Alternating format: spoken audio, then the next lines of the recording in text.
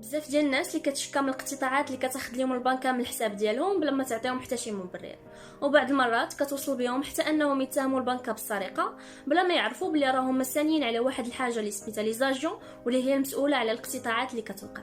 سلام، معكم ايمان من قناه ايمان العاطفي، واليوم غنهضروا على ليزاجيون.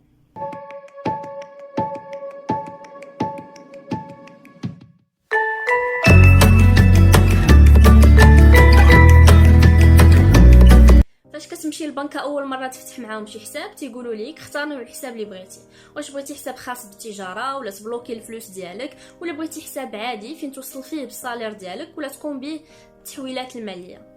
وكل واحد من هاد الحسابات اللي قلنا عنده لي زاجون خاصين به، ولي زاجون اللي غادي نهضروا عليهم اليوم هما لي زاجون ديال الحساب العادي فين كتوصل بالصالير ديالك. لي زاجون هو واحد النظام بنكي خاص اللي عنده واحد القاعده كيمشي بها، وهاد القاعده كتقول باللي ما تيخصك تخرج الخلصه ديالك حتى دوز 24 ساعه على اللحظه اللي توصلات فيهم البنكه بالفلوس، والا راك غتسمى خديتي كريدي من عندها، يعني تسلفتي خلصتك.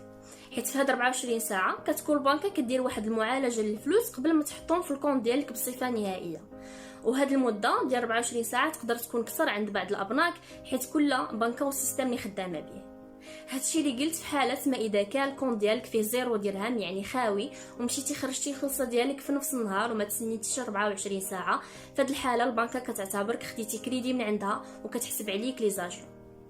باش نفهمو مزيان غادي ناخذ واحد المثال. انا مثلا تيدوز لي الصالير ديالي نهار واحد في الشهر، القيمه ديالو 5000 درهم، وغادي نمشي داك النهار وغادي نخرج 5000 درهم كلها.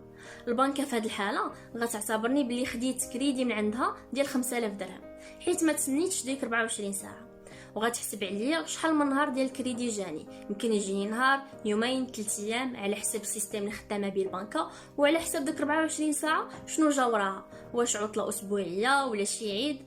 من بعد البنكه كدوز تحسب نسبه الفوائد اللي جاوها من هذا الكريدي اللي عطاتني.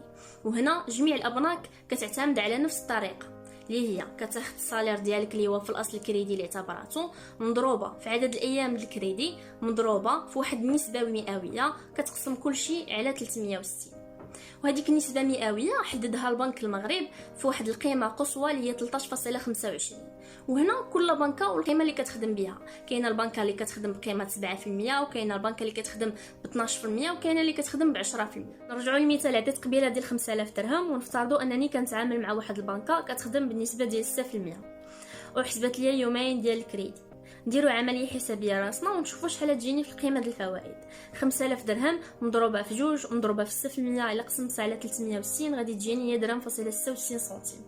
كاين اللي غيقول لي من الصباح وانت كتشرحي على قبل درهم فاصله 66 سنتيم، ولكن هاد درهم فاصله 66 سنتيم تقدر من هنا لواحد 3 شهور الا درت نفس الغلط ديال 24 ساعه تولي ليا 100 درهم ولا اكثر، حيت انا ما عرفاش البنكه ديالي من هنا لواحد 3 شهور ولا 4 شهور تقدر تغير داك النسبه ديال 6% تولي 12%، وبالتالي داك درهم فاصله 66 سنتيم طلع ليا ولا تهبط.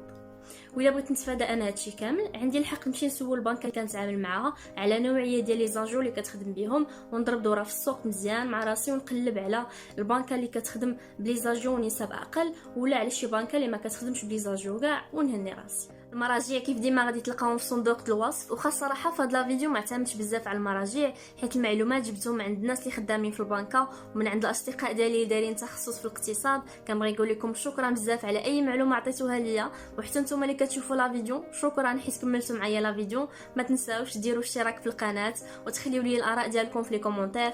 نتلاقاو في فيديو جديد.